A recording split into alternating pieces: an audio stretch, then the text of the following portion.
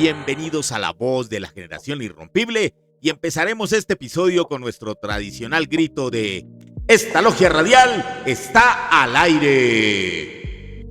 Hoy no venimos a hablar de cifras macroeconómicas ni de la última pelea en Twitter, o bueno, tal vez sí de lo que hay detrás de esas peleas. Hoy vamos a analizar una frase que en Colombia se volvió un arma, un escudo y para muchos un chiste de mal gusto. Esa frase que dice, el hombre de bien. Este episodio está inspirado en una historia que nos compartieron vía WhatsApp y que fue enviada con la petición expresa de conservar el anonimato.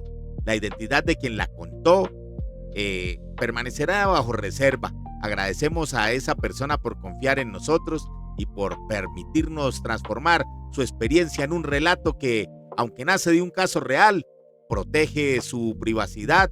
Y así que vámonos a cabinas con esta crónica enviada a texto a nuestro número de contacto, que lo pueden encontrar ahí en nuestra página www.lavozgenir.com. Así que suéltela, maestro.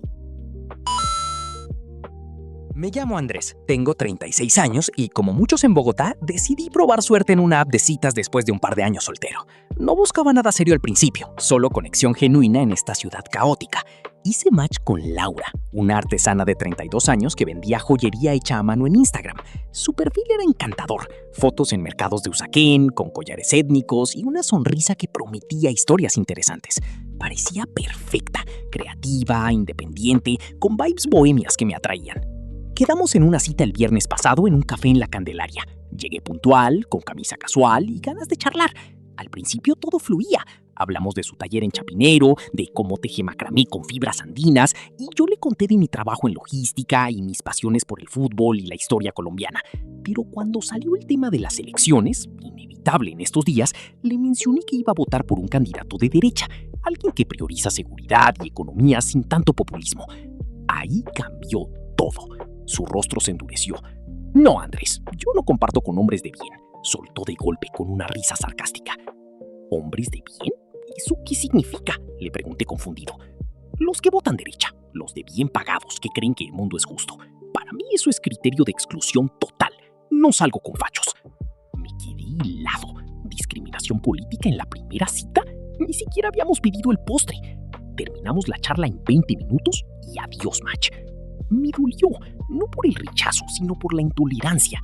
En 2026, con todo lo que hemos vivido en Colombia, ¿no podemos conectar sin juzgar por un voto? Buscaba pareja, no un debate ideológico.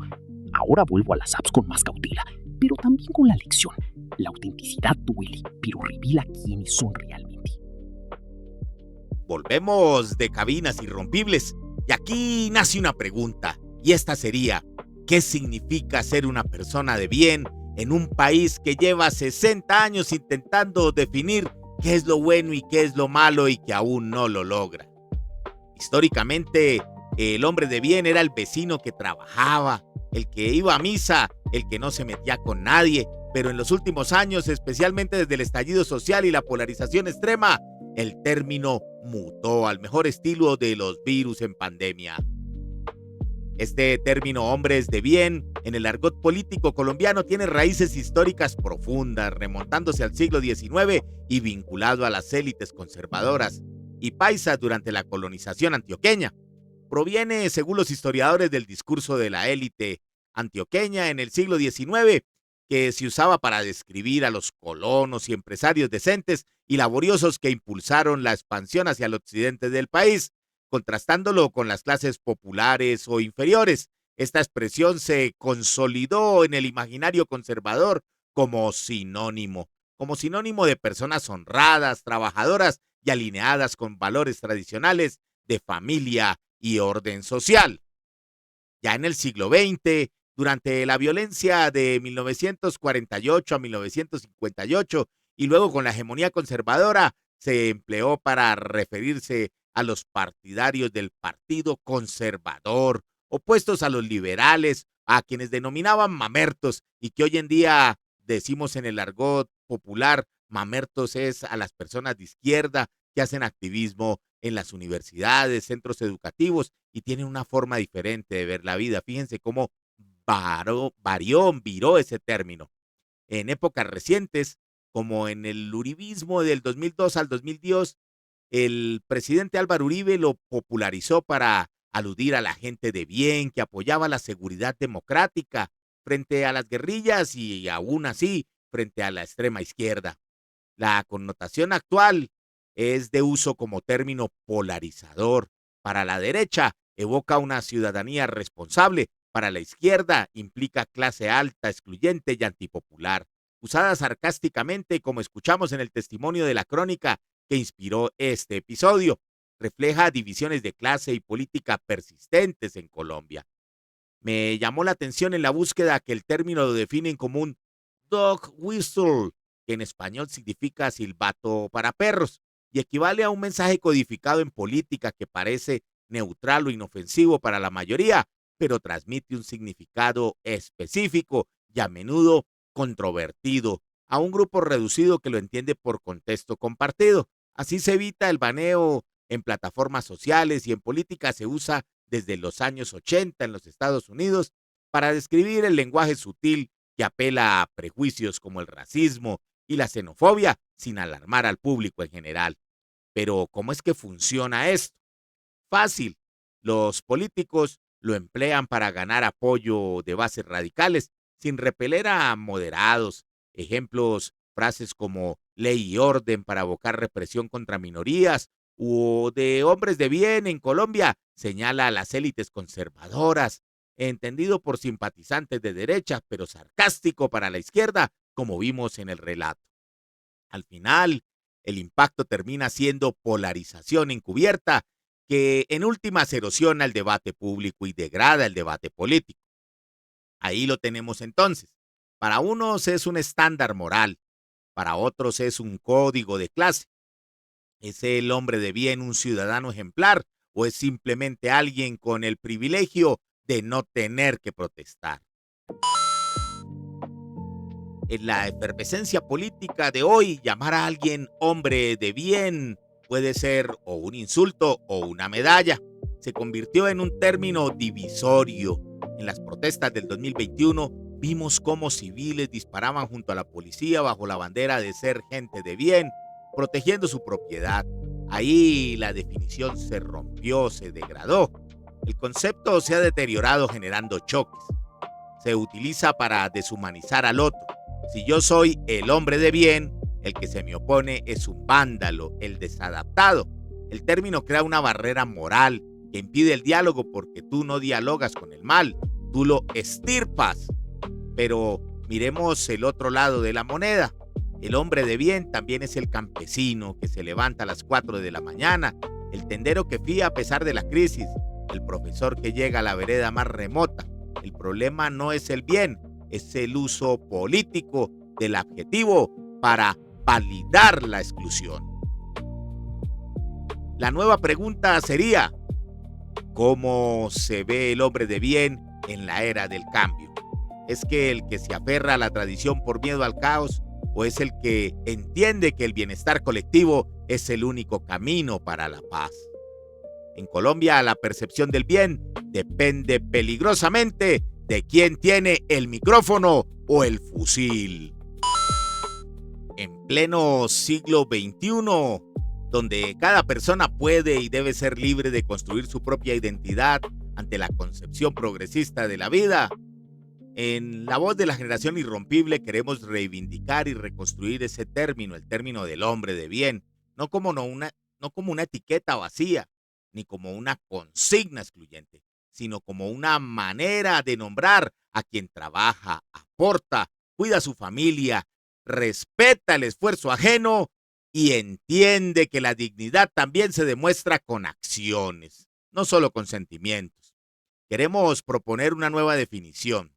Sí, somos la voz de la generación irrompible, es porque nos negamos a que nos encasillen en etiquetas de hace un siglo. Un hombre de bien hoy debería ser aquel que reconoce la dignidad en el que piensa distinto. Ser de bien no puede seguir siendo sinónimo de mirar para otro lado cuando la desigualdad nos explota en la cara, generando problemas sociales por resentimiento. Ser hombre de bien no depende de una marca de ropa o un código postal en el norte de Bogotá o en el Poblado en Medellín. La efervescencia política nos ha hecho creer que somos enemigos irreconciliables, que si tú usas una camisa blanca eres un paraco y si usas una capucha eres un guerrillero. El hermoso término del siglo XIX de hombre de bien que vimos al inicio ha sido secuestrado por la retórica del miedo. Es hora de rescatar la decencia de las garras de la propaganda y que retomemos los pantalones bien puestos como verdaderos hombres de bien. Vámonos a un hecho que predice el futuro. Y se los voy a decir así sencillo. Al final del día de las votaciones, cuando se apagan las pantallas y se acaban los discursos de tarima, nos queda el vecino, nos queda el país que construimos con las manos. Ser una persona de bien no debería ser un título que se autootorga para uno sentirse mejor, ni sentirse superior a los demás. Ese debe ser un título que representa un compromiso diario con tu familia, con tu patria y, por qué no decirlo, con ser humano, con ser un buen ser humano. Es así como un hombre de bien sería aquel que rechaza vivir de subvenciones estatales, prefiere emprender su propio negocio o esforzarse al máximo donde es empleado, trabajar con esfuerzo incansable y contribuir activamente al bienestar de su familia y su país. Si logramos replantear el uso en el contexto político colombiano, retomaríamos la visión tradicional conservadora del término, enfatizando valores de autosuficiencia, iniciativa privada y responsabilidad individual frente al asistencialismo, contrastando con el uso sarcástico de la izquierda, que lo ve como una exclusión clasista y lo utiliza como combustible para atizar el resentimiento social. Les voy a contar que a mis 52 añitos he llegado a percibir el Estado como una entidad etérea, un constructo abstracto que no existe en forma tangible, como un fantasma colectivo inventado para justificar el poder y la coerción que en la realidad práctica, eso que llamamos Estado, se reduce a una maquinaria burocrática que vive de los frutos del trabajo ajeno, parasita la producción de quienes emprenden, trabajan duro y generan riqueza, redistribuyéndola vía impuestos, subvenciones y regulaciones a costa de los productores. Desde la perspectiva libertaria, el Estado no crea valor, sino que lo extrae, fomentando dependencia en lugar de iniciativa. En Colombia esto resuena en críticas al asistencialismo, que perpetúa la pobreza en vez de promover empresa y esfuerzo individual. En los últimos años, críticos libertarios y economistas han señalado casos donde estados intervienen excesivamente extrayendo recursos de productores vía deuda, impuestos o sanciones, actuando como parásitos al no generar valor propio. Y para no irnos tan lejos hacia atrás, vamos a Estados Unidos, donde en el segundo trimestre del 2023 se registró depreciación de capital superior a su creación, 4,6 billones versus 4,5 billones de dólares estadounidenses, absorbiendo 850,000 millones de dólares de capital extranjero para financiar su inversión interna. Vamos a la República de Argentina, cuando estaba bajo el peronismo, no muy lejos, en el 2023 al 2025.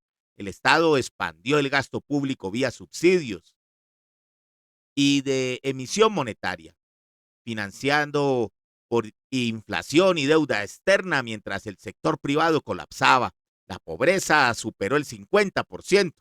Los críticos lo ven como extracción de productores para mantener clientelismos con déficit fiscales crónicos. ¿Les parece eso algo conocido?